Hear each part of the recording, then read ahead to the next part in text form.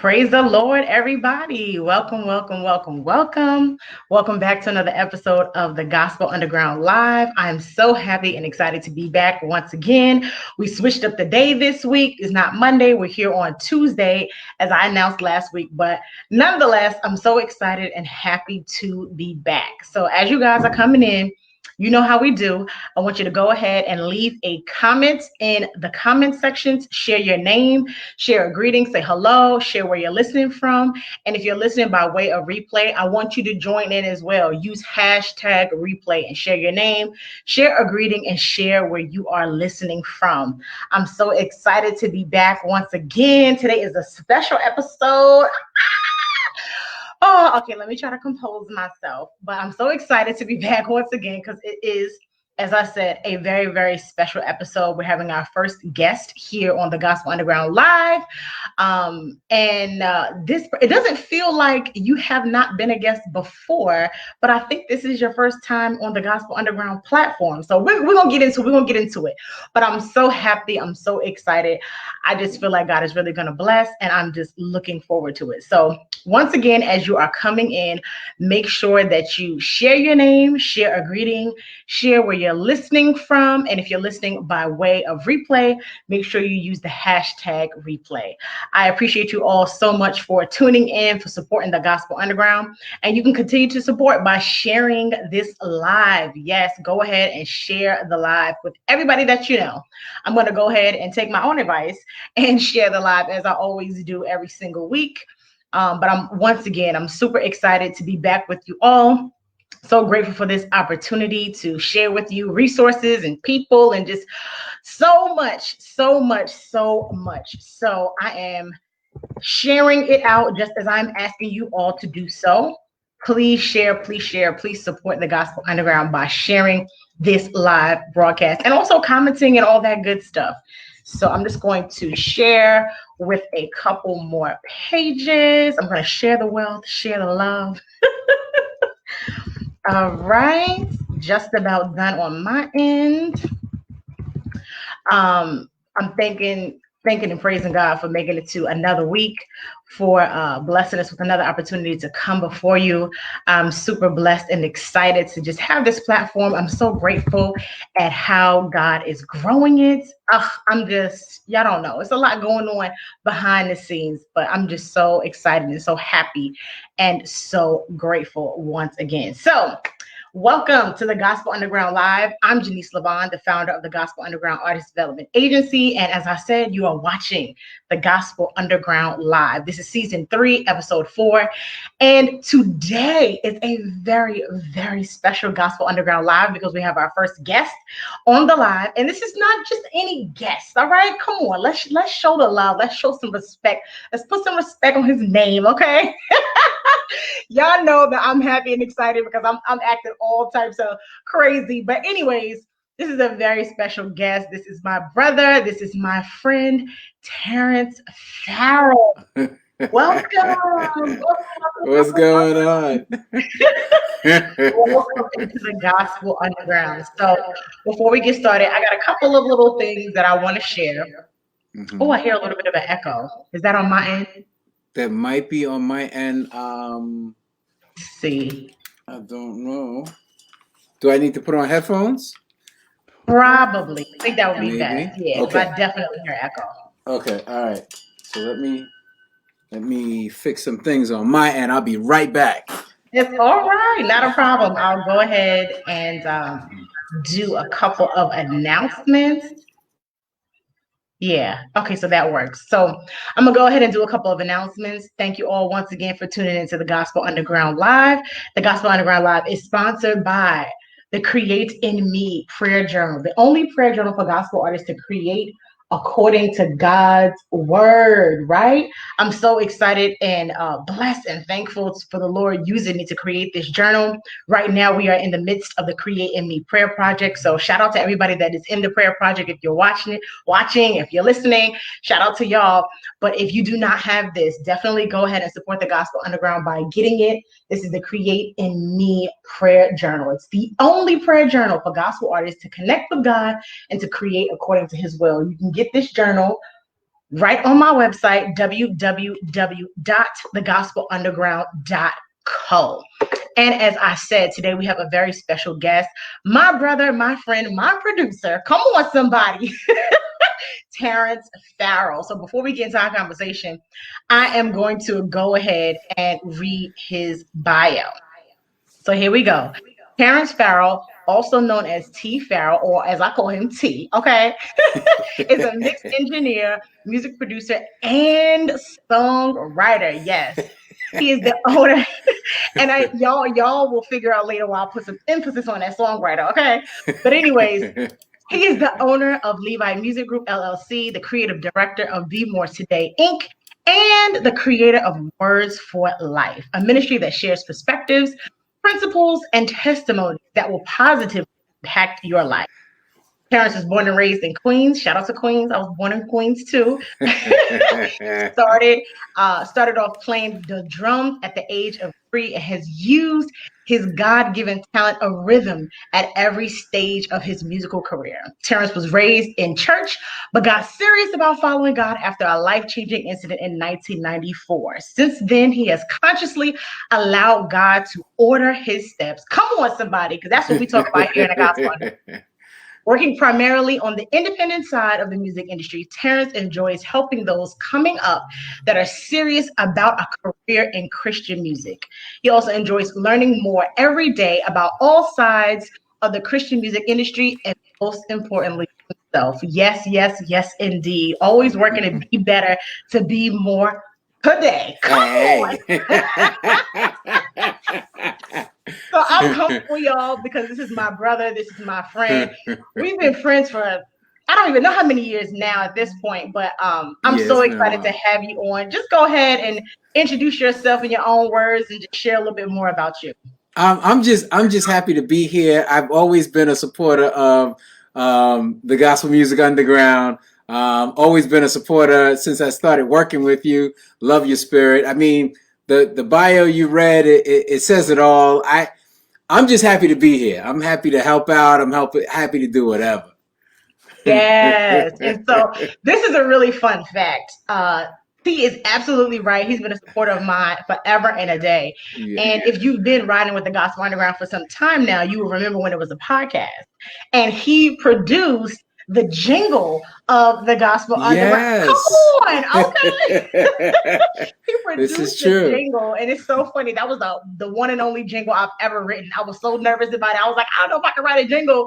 And, handed it over to him, and he did his thing. So I'm so grateful to have you here. Like I said, you're not just a friend, you are family. And you have taught me so much and learned and grown together. It's just wonderful, wonderful, wonderful having you here. Okay. I'm glad I'm here. I'm glad to be here. Yes, it's about time. I don't know why I thought you were on before. I don't know. Maybe because, you're just always around. Hey, so maybe, I don't know why. Maybe. I thought that you might have been on before. Silly me. It won't be the last time. We'll put it like that. Okay. Okay. So, definitely want to jump right on into just learning a little bit more about you. The third season of the Gospel Underground, we've been talking about creativity. And in today's episode, I wanted to get good stuff. Everybody loves to run and get their music done. So I wanted to talk about music production and that part of being a gospel. So I'm so happy to have you here. There was nobody else that I was going to call for this episode. Okay. So I'm excited to have you here. Cool. So go ahead and just give us a little bit more background on how you got into. So I know you as a producer. I'll start there. And if I'm real, I'll go ahead and share that I was kind of stalking another artist. And I saw that she was working at his studio, and I was like, I need a producer. So I looked you up, and I was just, doing my little investigation. And I was like, okay, Lord, prayed about it. I was like, all right, Lord, I'm gonna call him and, see what's up. And I came into the studio with my notepad and 150,000 questions. And you were so patient, and you were just like, okay, whatever other questions you have, I'm here to answer them. And I'm so grateful for that. So I know you as a producer first. So yes. As you shared in your bio, you've been playing the drums since you were 3. So how did you go from playing the drums into producing albums, really?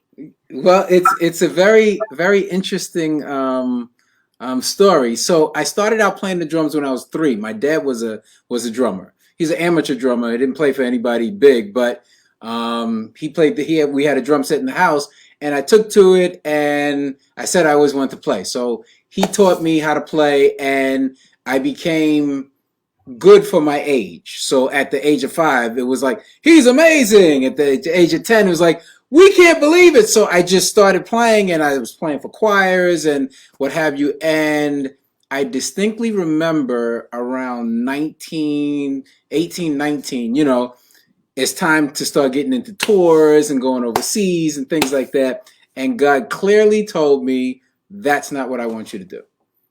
And it hurt me. It really hurt me, because that's what I've been doing all my life. And I remember telling God, well, that's all I know how to do. If you take that away from me, I've got nothing. I have nothing. And so I really thought, I've got nothing. So I started playing for a local group. And I think the By Design was the first group. Maybe it was Alpha and Omega. I can't remember which group it was. But I started playing for a local group, and they wanted to record. And so I started being the band leader and, trying to get my hands into the tech stuff. And then I, went to Sam Ash, and they were coming out with new technology, and I bought myself a portable board, and I said I was going to record the musicians at the church. And that was the first project that I produced. It was an instrumental project, and I got everybody together. We picked the songs, and we went through arrangements and things like that. And I started out as a mix engineer, and I did that. I learned from the mix engineer at my church at the time. He taught me, and then production just started taking over. I was always hesitant to be a producer, but my friend Hopton Smith, he was the one that was like, you can do this. He gave me a program and said, you can go. He gave me my first set of speakers. And from there, I've always leaned more towards the engineering side, but then production just became more and more. And I started out producing my own stuff, not for anyone else, because everybody else had requests. I want it to sound like this. I want it to sound like this and that. And it's like, I can't play keys, so let's get somebody else, but I can produce my own stuff. And people liked when I produced my own stuff. So then I started producing for other people. Very nice. Very nice. I don't know if y'all noticed that little note that went up there. An award-winning producer. Okay. So, come on, somebody. Award with you. Yeah. Yes. You have worked with so many different artists. Can you just name off a few of them for me? Oh, wow. Yeah. Jovita Shepherd. Yep. Worked with Reggie Parker. I've worked with Kimberly Holmes, she sung overseas in London and then wherever. Mark Prentice. He's another one. Mark. Yeah. Mark Prentice. Who else? I feel like I got to look around the world. Work with Dixon Guillaume. I work with James Powell, Petula Beckles. Yes. Martin Christie. I just saw his name pop up at the bottom. Martin Christie, fellow producer of mine. So it's just Melvin Crispell, when he was alive, he would come through. We do stuff together. It's just the names go on and on. They just go on and on. That is phenomenal, especially from someone that was not actually trying to be a producer. God is amazing. We have our little plans, little things that we think that we want to do, and He's like, perhaps not. This is what I want you to do. Yeah. And certainly He will put His hands on it when you're obedient. And God has blessed you tremendously. I didn't know that part about you at all. So I'm like, okay.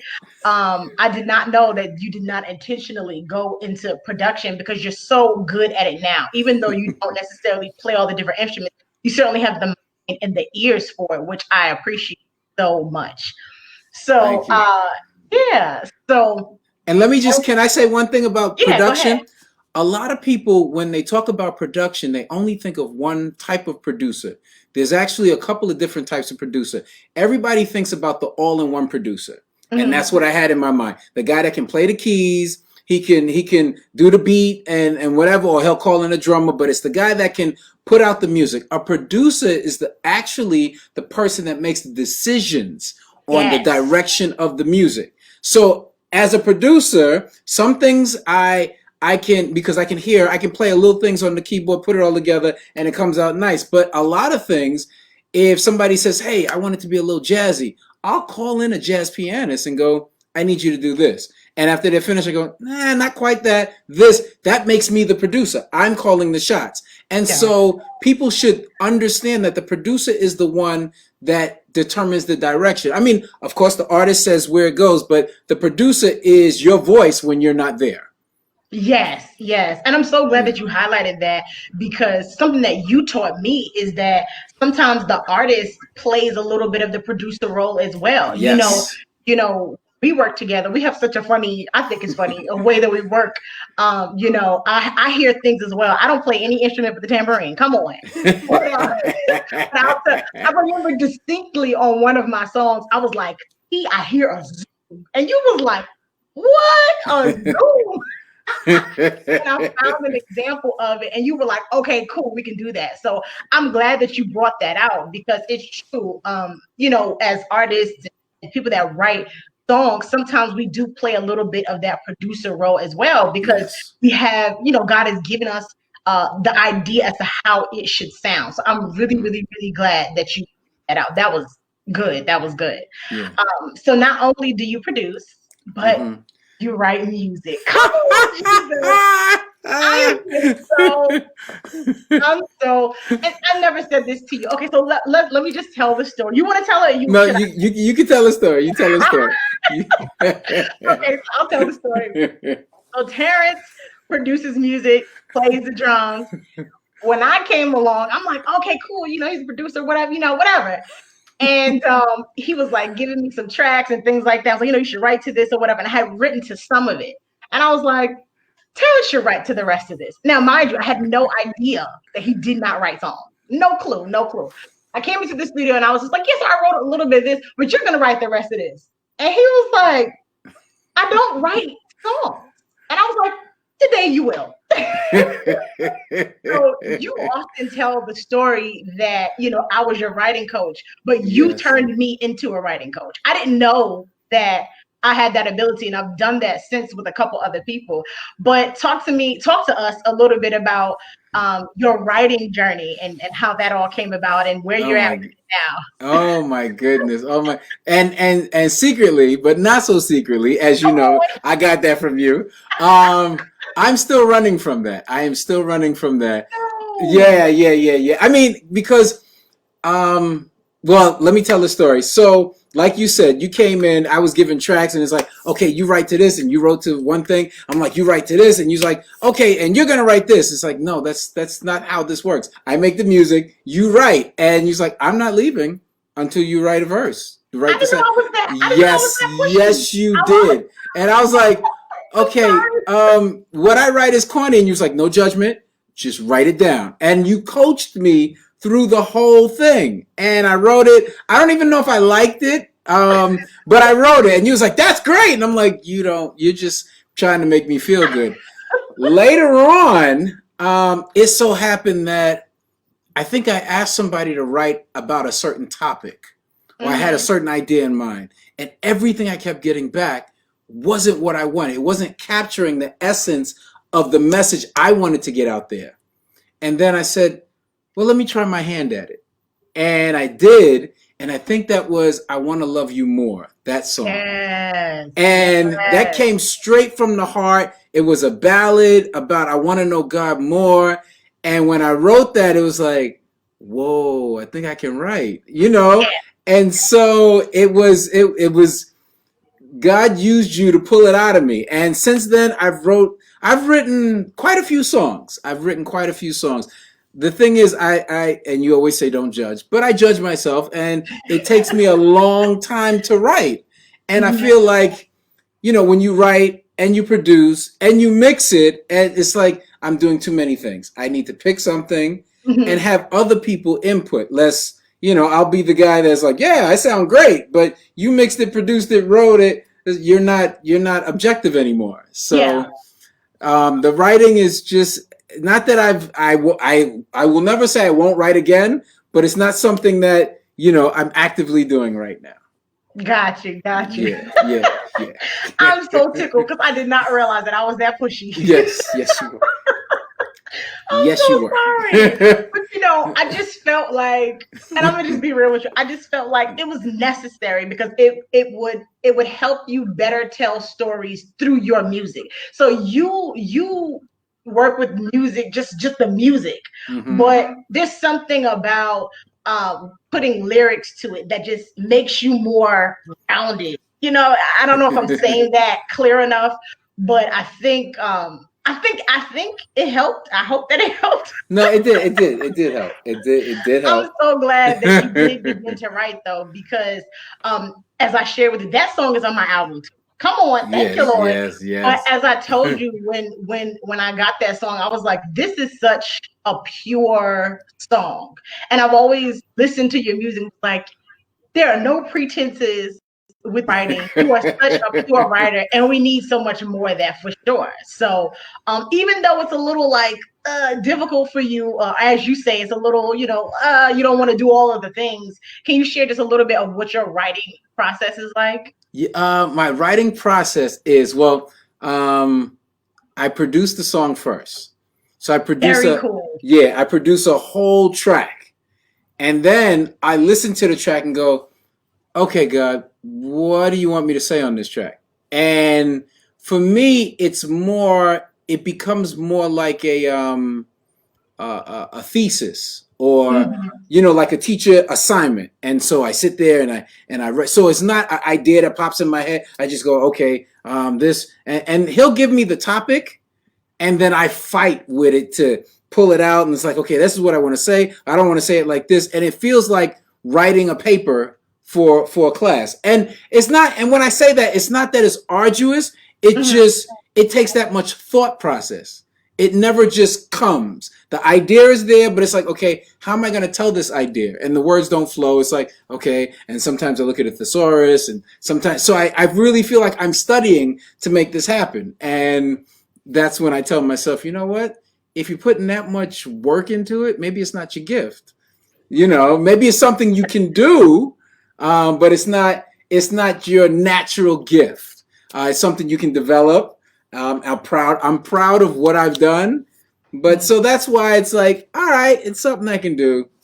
Yeah, and I really wanted you to have that because you do such an excellent job with, like I said, the production part. And I love asking writers that question because I always get something new. I always learn something new. You actually produce the music first. That's your natural Yeah. gifting, as you say. And it's funny that you mentioned that, sometimes it feels like you're writing a paper because you're going to the source, you're going to a dictionary or whatever. Because in last week's episode, I shared my writing process and also my approach to putting together a project. And two of the resources that I mentioned was I use a dictionary and I use a thesaurus. So my process might not be that far off, huh? No, not at all. And I wanted to share that with you to let you know it's really not that far off. Okay. It's still the task of storytelling. But I think it's so cool that you approach it with the music first, because especially when I'm writing without a track, it just kind of falls, and I'm like, all right, and then we'll worry about the music later. So it's really, really cool to hear from your perspective that you do the music first. I love that. I love that. And a lot of things that I write, when I'm writing, it's very rhythmic. It's very rhythmic. So I'll have a concept and have a sentence, and it's like, how am I going to chop that? And there's the drummer in me. I'll syncopate it just to fit this in there, and then I'll listen to it. Go, that's too many beats, and so it's a whole. But it's very. I definitely approach it like a drummer. Yes, Definitely. so cool. So cool. Like I said, I like to ask that question because we can always learn something from one another and how we approach writing God's music. So I think that's so cool. So for everybody listening, if you have any questions, if you have any comments, you can definitely throw them in the comment section and we can ask T as we go along. But I want to kind of go ahead and get to some of the questions that the audience already had, some of these production questions. The first question that I want to throw at you, and I'm going to answer this question too, because I get it all of the time. How do I find a producer? So you answer first, and then I'll answer last. How do you find a producer? Yes. what you do is the first thing you do is you pray. The first thing you do is you pray, because there's so many producers out there. Now, I'll put it in quotes because some of them are real and some of them are not real, and some of them are experienced and some are not as experienced. Mm-hmm. That should not be the only determining factor, because sometimes you'll find somebody that doesn't have a lot of experience, but they have some, and they'll be perfect for what it is because they're still pure. They're not jaded. They're not like, because some experienced producers like, no, it has to sound like this. The kick drum has to sound like this. And there is no, it doesn't have to do anything. It's all evolving. It's all creativity. First thing you do is pray. The next thing you do is listen to stuff that they've produced, or people that they've produced for their work that's out there. See if any of it fits what it is you do. I might be a great producer, but if I'm only producing Christian EDM music and you want to do a ballad, it might not mesh. If there's nothing on my repertoire that has a ballad in it, I might not be the guy. Now I do more than that, but I might not be the guy if that's all I do. If I do Christian hip hop, I may be an amazing hip hop producer, but I can't transfer it into traditional gospel. It just, I don't have those muscles developed. That's how you start, and then you open up conversation. You open up conversation and ask people their process and how long it takes and who you produced for. And you pay attention to everything, how they talk. If they say we're going to meet at 6 o'clock, does it happen at 6 or does it happen at 6:10 or 6:15? Are they tardy? Because the way they are is the way they are. And if they're always late when it comes to meeting with you on the phone, they're going to be late. It just shows God is revealing who that person is. If you hear them on the phone talking nasty to a client, and then they get off and go, "Hey, how you doing? Okay, so all right, that one, it just gets on my nerve." No, because in 2 months you might get on their nerves, and so it's so much more than just music.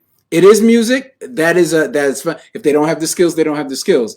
But you have to think about all of it because they are going to represent you through their music, and whatever spirit that they're in tune with or not in tune with is going to be reflected in your music. I feel like I'm rambling on and on, but no, this is good. This is good. Go ahead. Yeah. And then start a demo, start a test song. Because you do one song with a producer, that does not make them your producer. It's almost like I can't say it's a trial because you're gonna pay them. Yeah. But if you pay them, you get one song and it's just like, yeah, no, that ain't it. Move on. Business is business. Y'all can still be friends, and they not be, your producer. And that's the next thing. If you work with somebody else and they catch an attitude, that might not be the person, because you've gone to other producers, the other project, you went to somebody and it's like, "Hey, Tarence, can you listen to this?" I don't have a problem with it. Exactly. Everybody can eat. I don't have a monopoly on JENISE or whatever other artists I produce. If they contact Martin Christie, they contact Martin Christie. It's not that deep. And so you'll find people that do that. Now, I want to say this. Just because people get attitudes or whatever, and this is why you have to listen to God. God might still say, "You know what? That guy can work," and you will help them mature. But don't take that on yourself. Like, "Oh, he's real good. I'm going to mature him." No. Only if God says go in there, then go in there. And I'll stop right there. Yeah. So I'm glad that you answered it that way, because that was so good. You were not rambling at all. That was so good. You dropped a lot of gems, and I want to answer it as well, just the artist perspective. Absolutely what you said. Pray. Okay. Pray. Yes. Pray in the beginning, pray in the middle, pray all throughout. Okay. It is really pivotal. Like I said, I found out about Tarence because I was watching someone else, and I saw that they were going to his studio. So another thing that I would add is maximize all of your resources. If you know somebody that is another musician and they're working out of a different studio, ask them. Ask them about that producer that they're working with. I mean, obviously, you can always search online or whatever have you, but you always want that. I guess you want to get like references. So even if you do find someone online using hashtags on Instagram or Facebook, there are a bunch of gospel music groups that you can go in. I believe that there's a gospel music specifically for producers. But when you get into those places where you're starting to see who's who, definitely get references. Listen to other work that they've done. Ask other artists about this person. Because before Tarence, and I don't know if I ever told you this, but the reason why I came to you with 111 questions was because I had been with other producers that were a lot like how you described. Like, okay, you come in, first of all, they late. Okay. And like significantly to 20, 30, 40 minutes, it was a lot. And that's terrible when you're paying for time when you go into the studio. So if they late or if you're late, it's a problem. I have been in studios where when I come in, I can tell that they were smoking before, you know what I'm saying? So you have got to get those references, character references, work references, get all of those. And definitely just ingrain yourself in communities of gospel music and ask questions, introduce yourself, learn how to network, learn how to network, ask questions. And everything that you said was so true. And I like to call Tarence my producer because just like how you said, I have worked with other producers in our time of knowing one another, but I say he's my producer because I know that I can always come to him and be like, yo, see, I got this work done. What you think about this? Or could you mix this? You know what I mean? And he's available. So I say my producer, I guess that's more so means that's my friend, that's my brother, that's somebody that I trust. And that is the type of producer that you want for sure. Whether you work with them consistently on everything or whether you work with them once or twice, definitely get to know what their business practices are like. All of those things. Child. Well, how did they take payment? Are they asking for food stamps? What's going on? No, and in all seriousness, like Tarence, I think I was in my early 20s when I first came to you, but I had experienced some things, make sure your producer's not trying to be your boyfriend. Make sure that, and I say those things, even in a gospel space because it happens. I have seen some couple, but it normally doesn't work. It normally doesn't work. Yeah, because it ain't right. But it ain't right. It's not right. But I want my listeners, whoever is listening, to be aware of these things. You gotta be prayerful all throughout. And really seek the guidance of the Lord on who should I work with.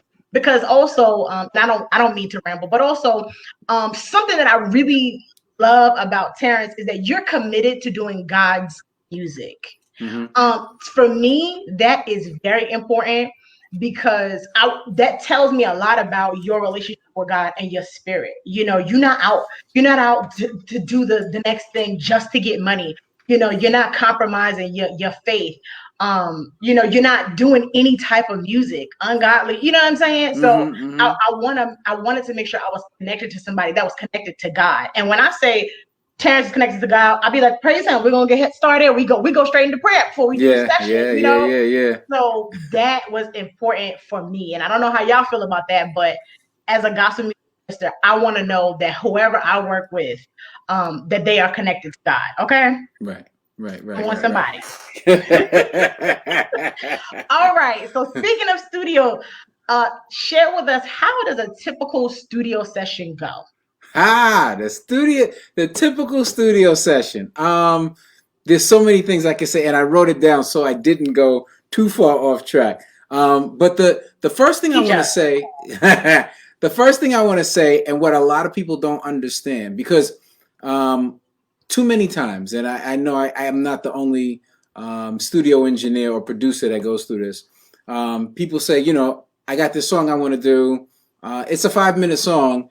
so I'm going to book 1 hour so we can get the song done. And it's like, yeah, that's not going to happen. And it's like, why? The song is 5 minutes. So if I lay it twice, that's 10 minutes. And then we listen to it. If I do it another time, well, that's, and it does not work. The first thing you need to allow time for is just to get comfortable in the spot, to take a minute after the commute to say, Yes. hey, how you doing? Because you hop off the bus or you fight in traffic and you get there, you park, you walk in. It's not like, okay, I'm going to go in the booth. You got my song queued up, and we could do that. We could do it that way. It typically doesn't work out. You're not in the right frame of mind, because when you sing, you are telling whatever story that God has given you to tell. If your mind is not there, you're a human. You're not a robot. You need a couple seconds to say, hold on, let me breathe. Let me drink some water. Hey, how was your day? The pleasantries, leave some time for that.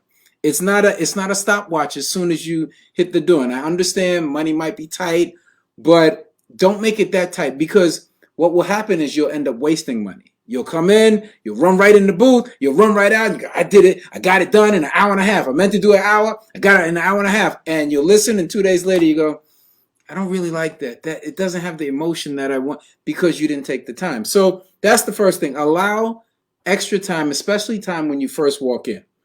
Shouldn't be the first thing, jumping in the booth. Just allow that type of time. You don't have to take a whole bunch of time. You don't have to sit there and catch up on, the last month or whatever. Map out the session. So sometimes you can do this on the phone beforehand, but it typically happens here. So you come in, you get relaxed, you take your coat off, or you take a breather, get some water, you go, okay, so here's what I want to do. I'm thinking I'm going to do the lead, but I'm just going to go phrase by phrase. Or I'm going to do the whole thing, because, when I get to singing, it just comes all out. So we're going to sing the whole thing. Let's say we're going to sing it twice, and then we're going to listen, see what parts I can keep, what parts I can't. So you and the engineer have a dialogue about how you plan for it to go. And he might make some suggestions.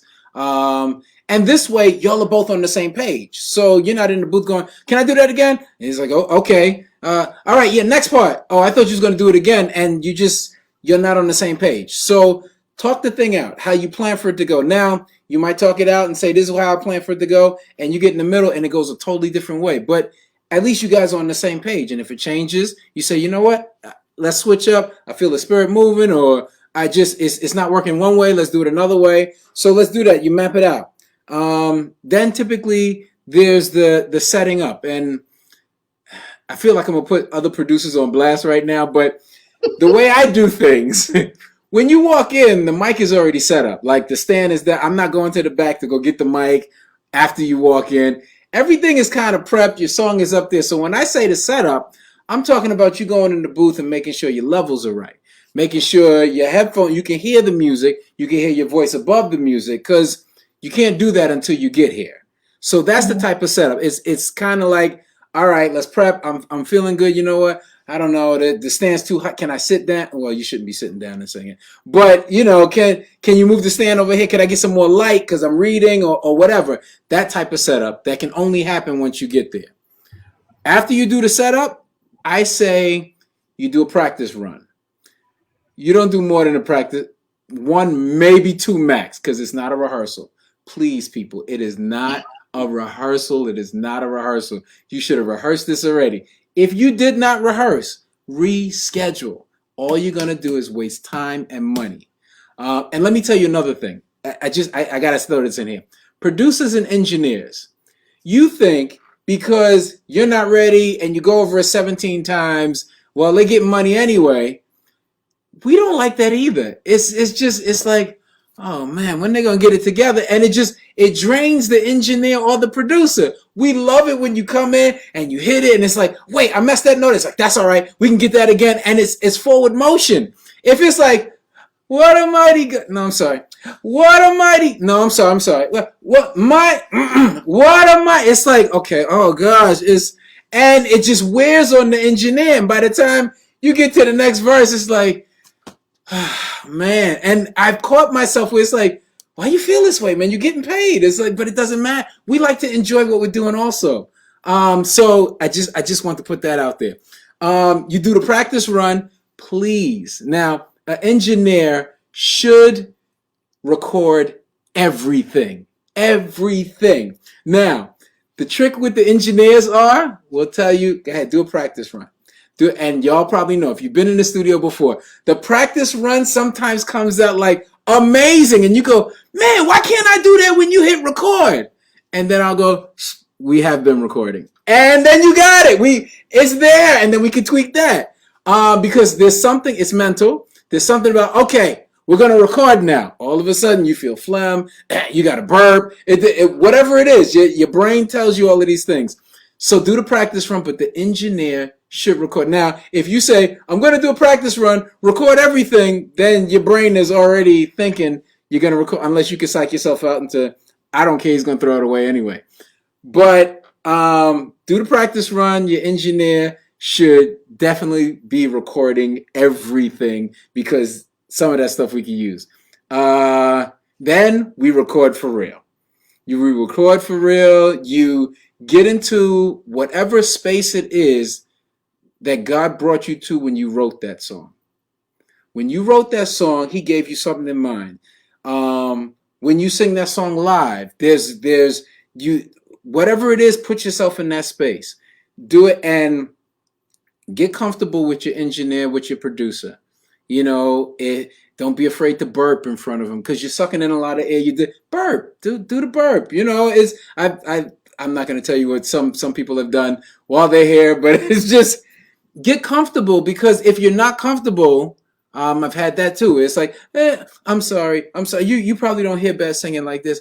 And it's like, okay, so don't do that. Just sing. If you mess up, we're in a studio. It's not live. We can re-record. We can do whatever. But again, I'm going to go back to practice. Make sure whatever's coming out is just because it's nerves or whatever. It's not because of lack of practice. Then listening process. After you've laid it down, we've recorded it. We're going to listen to it to make sure it's what you want. Because the engineer, depending on how long they've worked with you and how comfortable they are with you, they might say, no, that's a good take. And you know you could do better. They don't know yet. But you know, it's like, nah, I normally do much better than that. They don't know. So they go, all right, that's good. And you go, well, he liked it. It's your record. It's God called you to do this. He just called the engineer to record whatever it is you're putting out. Now, as you get, and as the production relationship becomes tight, they can go, you know what, JENISE, you could do better than that. You could, I know you could do better than that. You know, that you want to come back another day, you want to drink some water, whatever it is. So then there's the listening process. Whatever you hear, if it bothers you a little bit, redo it. Redo it. Don't walk out of here going, that'll work. Because a week later, you'll go, man, I should have changed that. And if your album comes out with one of those and somebody goes, man, this part right here, your engineer didn't hear that, and you heard it and you let it go, that's going to eat you up. Definitely. Listen process is good. Then it's the overdubs. Whatever you hear, you fix it. Then the engineer is going to balance the record. Just balance. He ain't going to mix the whole thing right there. He's going to balance it, give you an MP3 so you can listen at home. That is your recording process. I had to mute myself while you were talking, because I'm like, that's it, and I'm over here cracking up. I'm cracking up at some of the things that you said. And, you know, I'm so glad that you answered that question, because I know what the process is like, but even as you were talking, it really enlightened to me so many of the extra things that you were doing that I wasn't even aware of. So I'm just like amazed. You dropped so many gems. I hope that the audience is taking notes on me, because it was real. And for this next question, you kind of already touched on it. I'm gonna put the next two questions together, but what are some best practices for a smooth studio session? You already touched on a little bit. And the other question is, what are some things that artists should not do within the studio? So you can yes. Let me go to my notes. Let's make sure I'm not missing out some key things. Okay, so some of the best practices for a smooth studio session: invite the least amount of people. I will say that. Invite the least amount of people. You know, if If your mom gotta come with you, your mom gotta come. But if your mom is one of those where it's like, and God bless mom, but if she's like, well, why are you singing like that? Well, you know, when you did it in church last week, it's out that she can't come. It's gonna extend. It's gonna put you in a different frame of mind. Invite the least amount of people. The more people you invite, the more opinions you got to deal with, and it's not gonna be. Trust yourself and trust the producer that God told you to go with. And that's it. What else do I have here? Communication with your engineer. Y'all talk about everything, and even if your engineer is not as experienced, you will make him start thinking more. So if you start communicating and go, you know what, I want this to have this type of feel. I want, when people hear it, I want them to just like want to close their eyes and think of themselves being enveloped by God's presence. He might not have thought about that before, but then he'll start going, okay, all right, maybe you should elongate some of these notes, and he'll come up with ideas. You will push him into a growth area, and you both will benefit. Communicate, whatever it is, communicate with your engineer, and your engineer will start to feel comfortable communicating back. Because if the engineer or producer does not feel comfortable communicating back, and a lot of that is on you, how you respond. So if you say, well, how does this sound? What do you think about this? And I say, I felt like you could have did it better. Well, I mean, other people, they do it that way. I mean, and it goes that the next time you ask me, I'm going to go, man, it's all right. I don't want to answer anymore because you came back at me, you know, barking or with teeth showing. Not, you didn't bite, but teeth were showing. So I don't want to have that. I was just like, you know what? You're probably good. And then I'm going to try and fix it in the mix, which is never the best thing. Never. If it's a live recording, we have no other options. I'll fix it in the mix. If you're in the studio, I should not be trying to fix it in the mix. I feel like I don't want to make this like extended 2-hour live, Facebook Live. Pray before you start. Always pray before you start. And if you forget, because I've forgotten, when you remember, you go, whoa, wait, ho. I forgot to pray. We forgot to pray. And you pray. Invite the presence of the Lord in. He should be, if you're doing gospel music, he should be there. He should be there. That's all I'm going to say. That's it. That's all I'm going to say about that. Be prepared vocally, mentally, spiritually, physically. Don't go there after you did a double shift and say, the Lord going to help me through. You have a body that is physical. Your voice will give out. I don't care how much. I mean, the Lord can do anything. He can touch your tired vocal cords. But that you want to give him good stuff to work with. You want to be prepared. What you should not do, do not take unnecessary calls while in the session. I've seen too many people do this. We're in the right frame of mind. We're going there. They take a call. That's Cousin Mookie. Hold on 1 second. Wait, what? What? Huh? Okay, let's go do the song. And the session's done. You're in the wrong frame of mind. The phone calls can, unless you know it's your child or it looks like an emergency or whatever. Don't keep apologizing for mistakes. I'm sorry I did. I'm sorry I did. Oh, I'm sorry. It's because not only is it unnecessary, and I won't say it's annoying to the engineer because he's heard it all before, but it puts you in a certain frame of mind. It starts to bring out your insecurities. So even when you didn't mess up, I'm sorry, I probably could have did that better. And the engineer's like, that sounded great. But your words have power. Speak life. You keep apologizing, you put yourself in a frame of mind where it's just like, I'm not that good. The other singers, and I've had that, and people talk themselves like down into the dumps. And it's like, no, God gave you what you do. He didn't give you your voice to sound like JENISE. He gave you your voice to sound like you. Couple other things. What did I have here? Don't play it safe. Not the time to play it safe. You just sing, blah, blah, blah, blah. I hit all the notes. Everybody, here's what somebody taught me, or here's what I learned. Your music should make somebody feel something. That goes for, and I learned that as an engineer. When I engineer, the engineering I do should make somebody feel something. I don't care if it's the beat. They go, man, that makes me feel, or it's the strings. I bring the strings out. It makes them feel like, whoa, I'm in another place. Your words, your delivery should make them feel something. It should bring you to the edge. If you play it safe, you're not making the most of that moment that God has given you to record.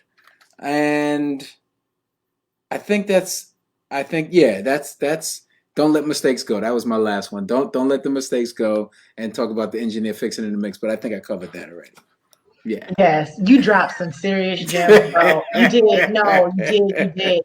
And I really, really appreciate them. And I think one like resounding message hearing in all of your advice is that you got to build a strong relationship with a producer. You know, you need to have a strong foundation of trust because, you know, as a singer, we always want to present perfect or whatever have you. But the truth is, in the studio, everything comes out. And you have to be vulnerable enough to share your ideas, whether they're good or whether they're terrible, to share, to as you said, not play it safe, to go ahead, go for it, you know.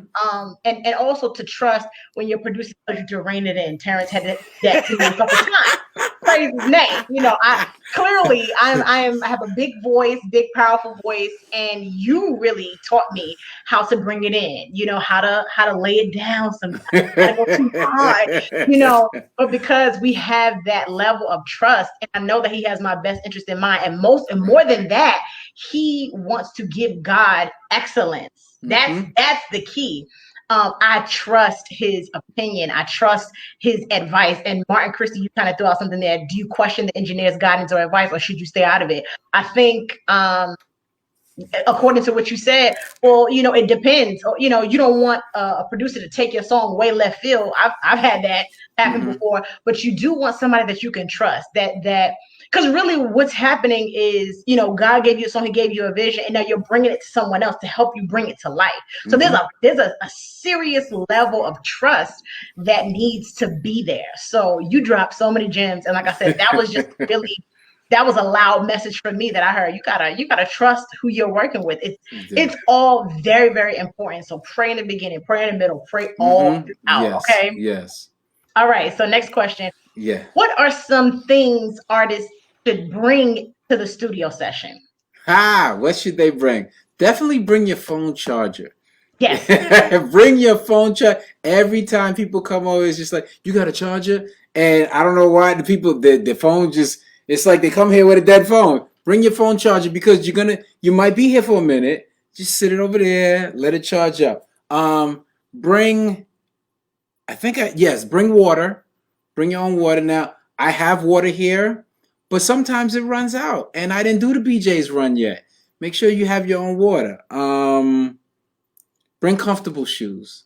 Don't come here looking cute. You're going to be standing for a while. I mean, you know, the women, they take the shoes off and do whatever. Yeah. Comfortable shoes or comfortable socks. Yeah. Whatever it is, but be comfortable. Don't come here in the tight, you know, I'm about to go out after this. You need to breathe. You need to be comfortable. And what, pen and paper, or pencil is even better. Pen and paper, because ideas come. And you might want to switch an ad lib come or what have you. I know everybody's typing stuff into the phone too. So that might be, but I typically, it's always best to keep the phone somewhere else on the couch charging, because you'll be typing stuff in the phone and a text message will come in from your friend. And it's just like, oh, yo, what? You doing this? And it takes your mind. You don't want it to, but it's just that you were human. You know, something pops up and it's like, what? What just happened? And it could take your whole focus. And that's why I say the phone it could be a real distraction. So those are my keys.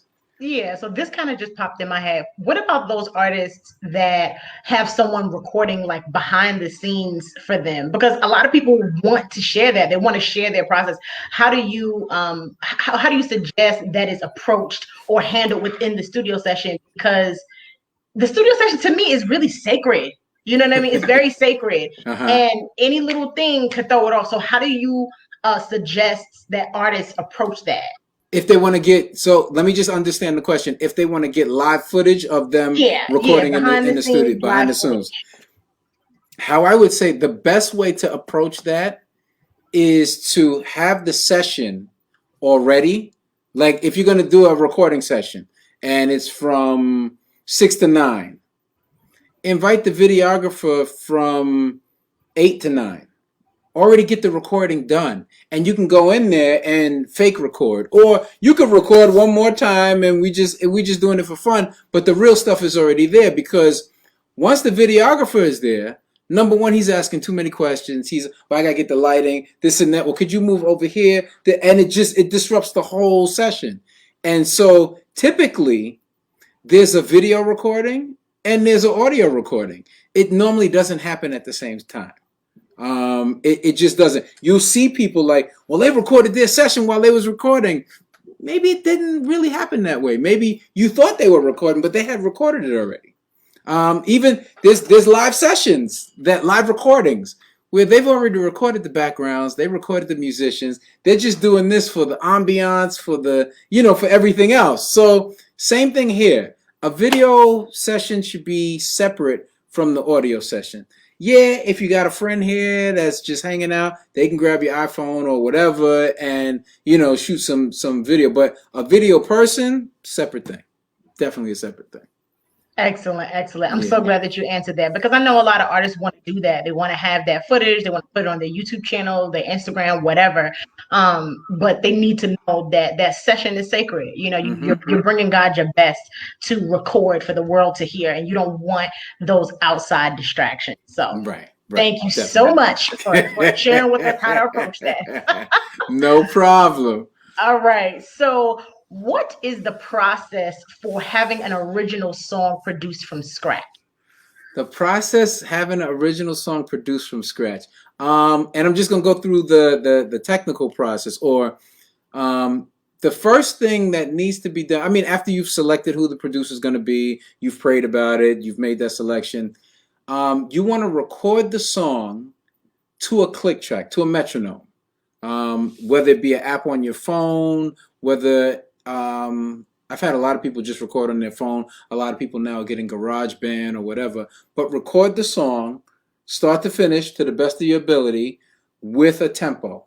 And send it to the producer, and have a conversation about what it is you want this song to do.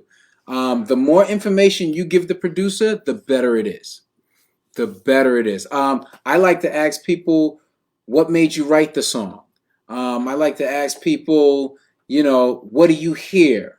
I also like to ask people, okay, when the song is done, what do you want to happen? You want it to sit on the shelf next to Kirk Franklin? You want people to just use it for praise team all the time? You want it to be that? What is the goal for the song? So these are the questions that I ask.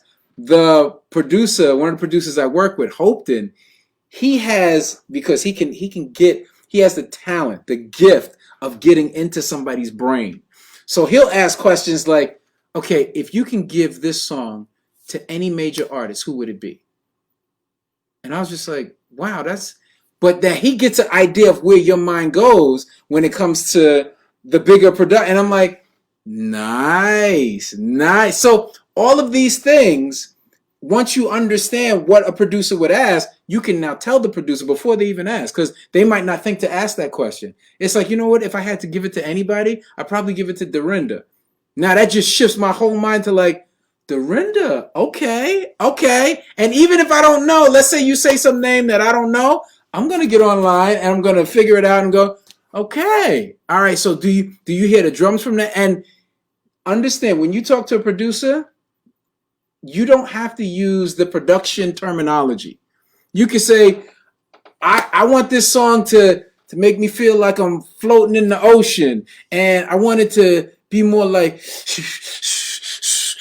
and it's like, what in the world is that? But a producer's like, okay, so maybe like this, and y'all will talk it out and and you thought you had nothing to tell a producer, because it's like, I don't know what jargon that is. I don't know what that sound. Just like you said before, he's like, I want a zoop in there. And it's like, what's a zoop? Okay. Have you ever heard a zoop before? We'll figure it out and make it happen. So yeah, so communication is key. Once you give that, and then let them give you some kind of skeleton.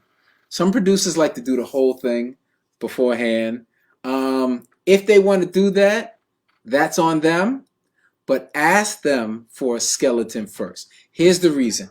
If this thing goes a totally different place than you was thinking of, and you don't like it, and let me put that in there, let me explain that. It might go somewhere different. You go, I never thought of that, but I like that. And give the producer that freedom to do that.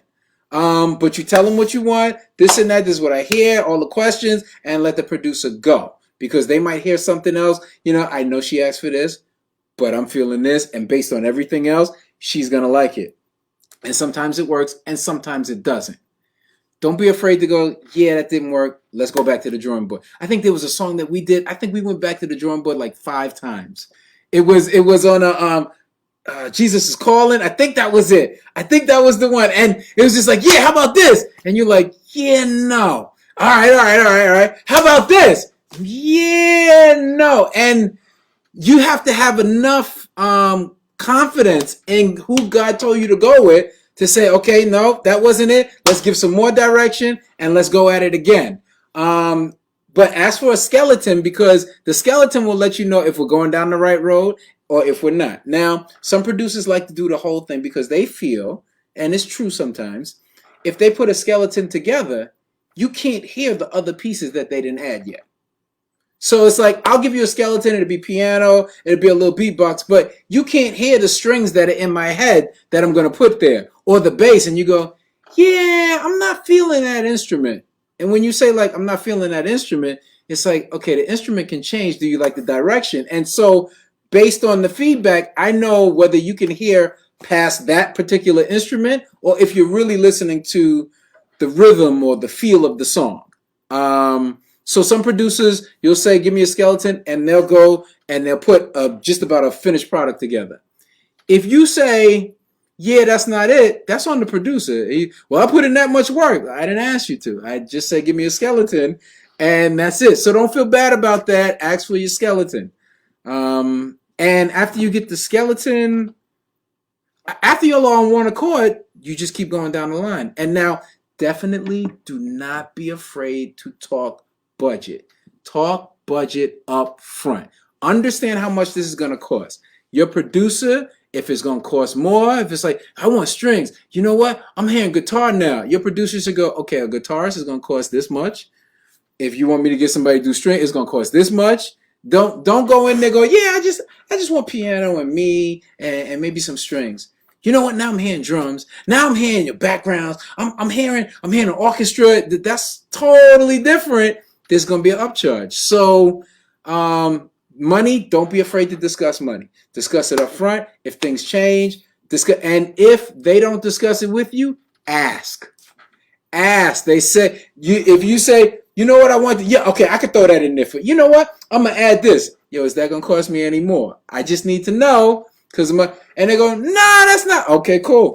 You know, some people would say get it in writing. That's not a bad thing. I'm not going to say don't do it. It's not a bad thing. I don't always do it because the people I work with, I know them. Some people I do put it in writing. Writing is never bad. Never bad. Never bad. So I just wanted to put that out there. But communicate and don't be afraid of talking money. And that's really how it works. Once you got the bare bones for them to work with, they come with a skeleton, you're going in the right direction. Boom, let's get the track done. Awesome. I'm so glad you outlined it so perfectly. And let me just big ups to Tarence, because you are really, really good at picking up on, like, I guess, the feeling of how an artist wants it to sound. You know, even when I hit you with, I want to zoom, you was like, well, we'll figure it out. And then you gave me what I wanted. So, you know, asking those questions, you know, how do you want it to feel? You are really, really, really good at that. I appreciate that. And that is very appreciated.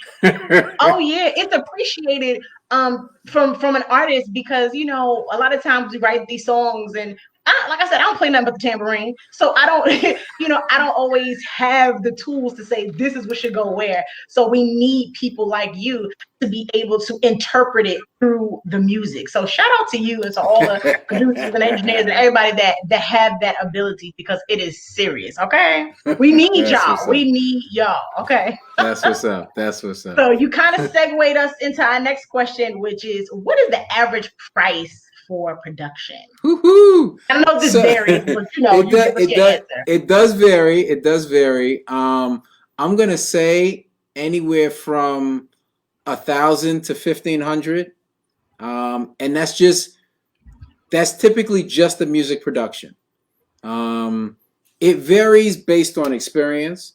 Some people would say, "Oh man, I could do that track for 500. I could do that for 600," and you'll run across people that can do that. They might be the all-in-one producer. They might be, you get the track. It's like, oh, so that's not gonna have live drums. That's not gonna, and it's gonna vary based on what you want. But $1,000 to 1,500 is about, I'd say, is the independent artist kind of area. Now we've got producers out there that are worth their money, that are $2,000, $3,000 per song. They've got some hits out there. When they do your song, it's more than just they did your song. They got a little bit of a name, and they got more contacts and all of that. But never pay that price because they have contacts. Pay that price because God told you to go there, and that you think they're worth it without their contacts, because they can have all the contacts in the world. Your song come out and they go, yeah, I just didn't feel like telling my people about that song. They still have the contacts, because let me tell you something, I have contacts, and some stuff I do, I'm proud of it, but it's not for that person. It's just not, they're not going to feel that, because I've sent some stuff that I've done and they go, yeah, I'm really not feeling it. I still think my stuff is good. They just not feeling it. And they're in the industry. Because I know them, I can't make them put a song on the radio or do whatever, So don't do it for that reason. But that's the price range that I see, 1,000, 1,500. Yeah, I agree. That's what I've seen. That's what I've come across as well. And we've all heard of, people that can do it for less or whatever have you. And if they can, and produce it to your liking, go for it. Be led of the Lord. But I definitely will also add to that as the old adage goes, you do get what you pay for. So, most of the time, most of the time. And I will say this sometime, because when I first started, I wasn't charging what I'm charging now. And if you caught me at that stage, you would have got some good production for less money. Yeah. So if you might be able to find somebody like that, but it's rare. It's rare. Normally, if you find somebody there, they don't have the experience to give you the quality. Yeah, and as they grow, they will up their price, which they are worth. Exactly. So I think the overarching thing is to invest. That's in what God called you to do. If you come across the producer that's excellent and they do excellent work and you got the confirmation from God, do not be afraid to invest. Don't be afraid to invest, because it's worth it. It is truly, truly worth it.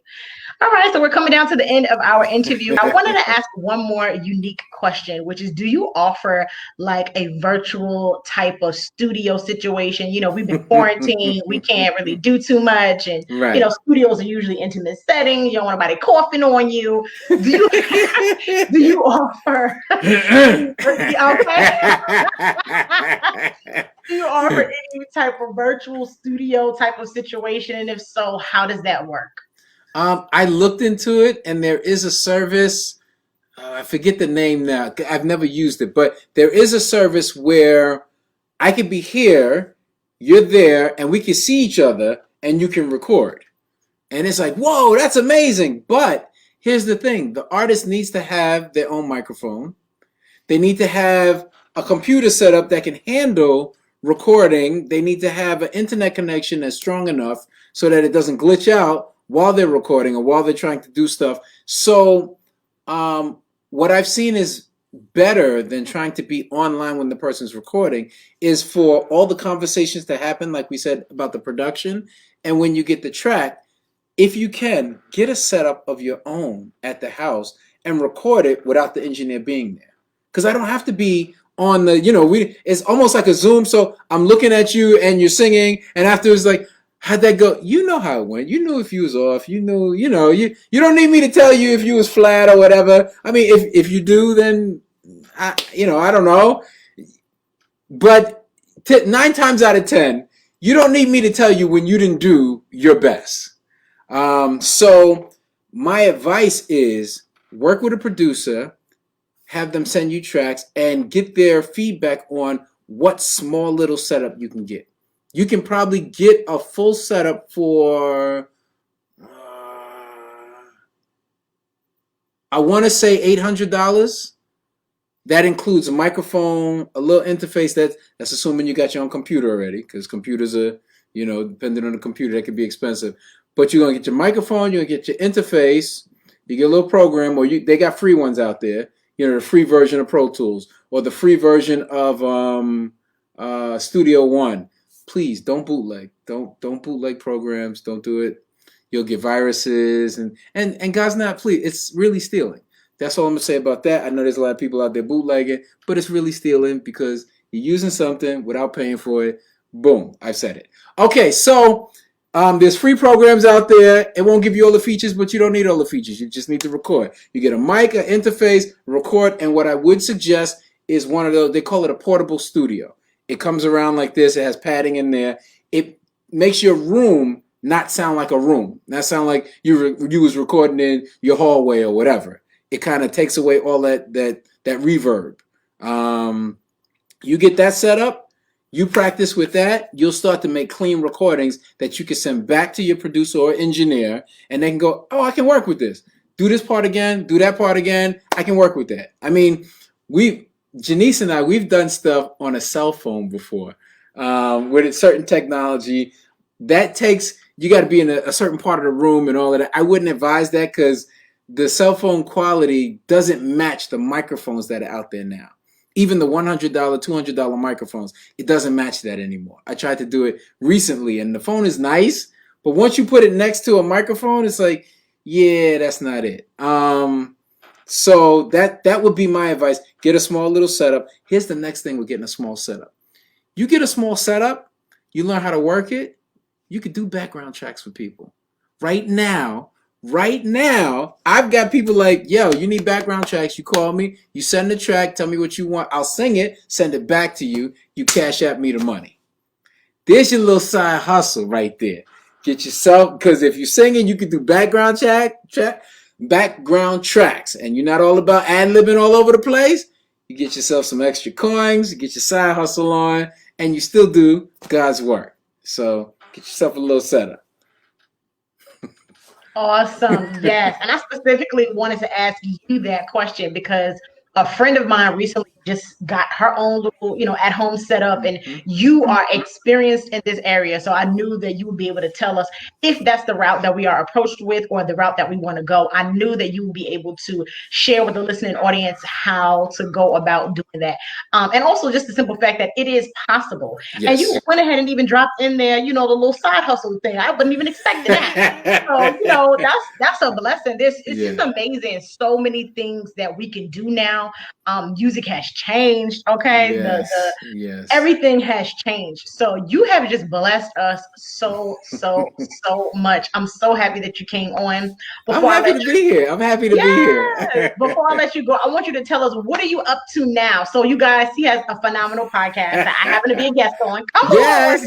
So tell us about that. Tell us about whatever else you have going on.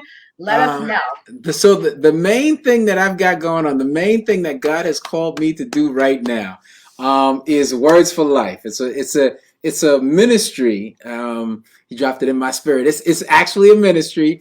So it's a podcast, Words for Life podcast, which we're focusing on testimonies, conversion stories, different perspectives about life, but from a Christian's perspective. So that comes out every Wednesday.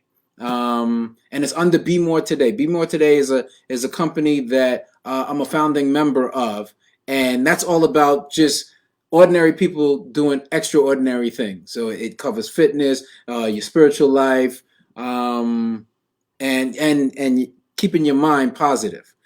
But Words for Life is the ministry part of Be More Today. Now, along with that is what I call Be More Today. I mean, Words for Life tracks. Yes. And that is, so right now, the highlights from the podcast, I produce music behind it, hip hop inspired music, and call it a Words for Life track. It's on YouTube. I've got 3 volumes already. They're out on anywhere you stream music, Apple Music, Spotify, Deezer, wherever. So those are the 2 things, the podcast and also the Words for Life tracks. Be More Today is a www.bemoretoday.com. You'll see Words for Life there too. My partner has a book out, 40 Days to a Better Version of You. So that's an excellent book as well.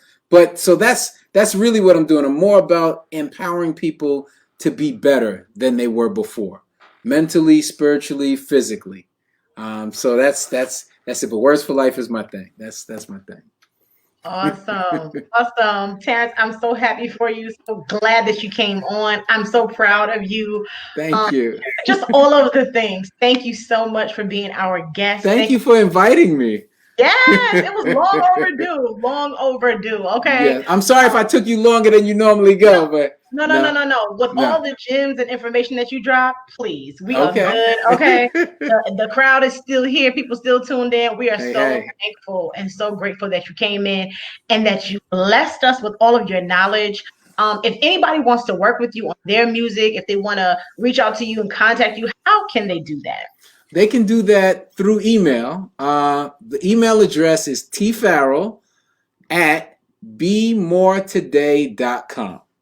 So tfarrell, TFARRELL @bemoretoday. Just spell the whole thing out and .com, and I'll get the email. We'll exchange information, and you can hit me up online. I think Facebook, Instagram, and Twitter is all the same thing. It's T Farrell Today. So @TFarrell Today, Instagram, Facebook, or Twitter. I'm really just Facebook and Instagram. Twitter is every once in a while. It's just that thing gets me going. So it's just I don't go there as much. Absolutely. Me neither. I think I done canceled my whole Twitter account. I ain't got time. I don't have the time. But I'm so grateful again for you joining us. All of Tarence's contact information is in the description of this video, and I'll also post it inside of our private group as well. I am vouching for Tarence. If you want to work with him on your music, he is an excellent producer. I appreciate it. Friend, awesome writer. Just he's somebody you want to work with. I'll just put it like that. You will not be disappointed. He's a man of integrity. He has a lovely wife who supports him, beautiful son, just a wonderful person. He's somebody that you want to have in your corner on your gospel music ministry journey. So once again, thank you so much, Tarence. This will not be the last time that you're on. Okay. So we'll have you back again. No problem. Thank you again so much for joining us. Thank you for all the gems you done dropped. We'll have to package it up and get it out there some kind of way. But thank you so much again for joining us. No problem. And we pray God's continued blessings over you in your ministry and all that you are doing. Thanks again for joining us. Okay. All right. So thanks, everybody. That is our show for this week. Martin Christie's giving you an endorsement too. Praise God. Look at God. Look at him. Amen. All these good references. Come on, somebody. Yes. So we thank you guys so much for tuning into the Gospel Underground Live. Love you guys so much. Stay focused on Jesus and keep one another in prayer. And we'll see you same time, same station, Tuesday next week. Love you guys. Here.